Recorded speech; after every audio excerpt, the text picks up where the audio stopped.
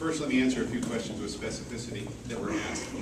19-year-olds, that's the age cutoff for pre-existing conditions after September 23rd under Obamacare. So if you have a kid up to age 19, you can stay on your parent's policy to their age 26 without having to be moved off, whether you're in college or not in college. I think that was a question that was asked. Talk about failure to launch. And the other question was, will your health insurance premiums be figured into your W-2 under Obamacare? That is not the case. That was part of an email that went out around the country, and most of that email was correct, but the last part misread a section of the Patient Protection and Unaffordable Care Act that stated that they would basically use the 1099s or the W-2s to figure out how much they were going to hit the insurance companies for, not the policy holders. So that is not the case. And I think that was all of it. Okay, I am an evil health insurance broker. I was a health insurance broker up until 2007. In 2008, I became an evil health insurance broker. Since then, I've been called every name in the book by everyone who is not on the right side of life. And the main reason behind that is because President Obama and his administration has done a masterful job of lying to the American people.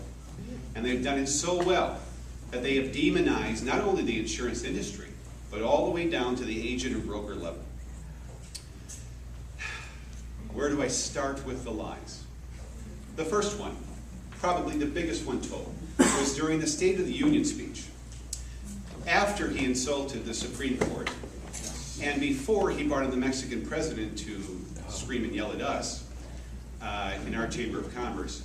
If you remember, he said that a man from Downers Grove, Illinois, not too far from us, had his health insurance policy canceled, his treatment delayed, and he died because of it. Does anybody remember that? Yes. Yeah. Okay. I represent the insurance industry. I also represent Assurant Health Insurance Company. Assurant Health Insurance Company was the insurance carrier that was covering Mr. Otto Raditz at that time. And this happens a lot with people. They have a test done before they buy their health insurance, and the doctor doesn't tell them that, hey, we found this on your test. Oops, I didn't put that in your medical records, or I forgot to tell you, or somewhere along the lines, it falls through the cracks.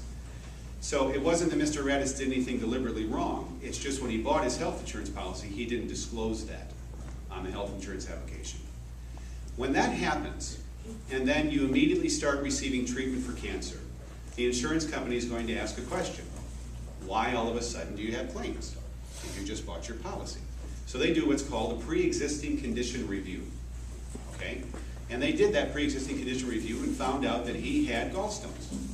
He didn't disclose on the health insurance application. So they were going to do what's called rescind his coverage. So what really happened?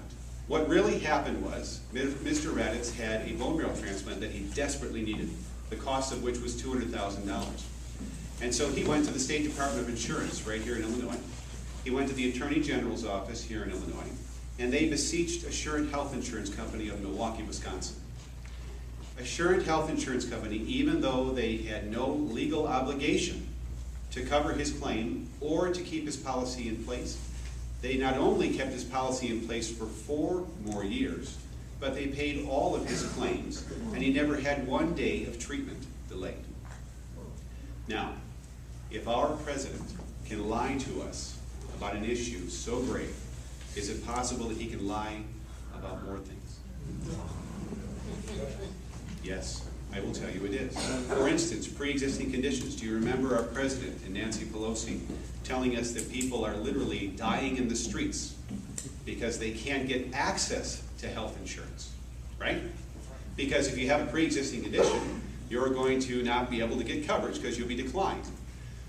First of all, the reason that we have pre-existing conditions in this country at all is because of the federal government. 16 years ago, they wrote a law called HIPAA. And in HIPAA, there's a section called portability. And in that portability clause, it states that if you have had, and please raise your hand if you know this, if you have had 18 months of prior coverage with no lapse of more than how many days? 63 days.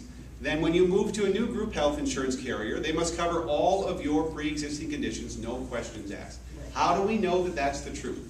Has any employer ever asked you what medications you're on? If you suffer from depression, are you a fatty? Right? Have they ever asked you that? No, because they have to cover your pre-existing conditions under federal law. So that was a good law. The problem was that they forgot to extend it to the 10% of the American insured who buy their policies on the individual market. So they can't form a group because they're self-employed entrepreneurs. In other words, the backbone of this country. Now, 10% of the American insured doesn't sound like a big number. Let me tell you that that's 14 million Americans who, since 1996, when the HIPAA portability law was written, have been struggling and worrying every year that they have an individual health insurance policy when the premiums go up, if they're going to qualify for another policy in 12 months. Is that the insurance company's fault? No. Remember what Reagan said? Government is not the solution to our problems. Government is the problem. How hard would it have been to include portability protections for all Americans? Would we have to write a 2,700-page health care bill to fix pre-existing conditions? No. All we'd have to do is extend existing portability coverage to people who buy their policies on the individual market. Do you know how many pages that takes? It takes less than one page. It takes one sentence added to existing HIPAA portability now. All it says is, if you buy your policies on the individual market, you are now protected against pre-existing conditions like 90% of the rest of the American insured. And in fact, the insurance industry, back when we were battling Hillary Care, said that they would welcome to extend HIPAA portability protection to individual policyholders. They said it last year in 2009, that we would welcomely extend portability protection to people who buy their policies on the individual market, so long as there is an impetus to continue to pay your premiums. Okay?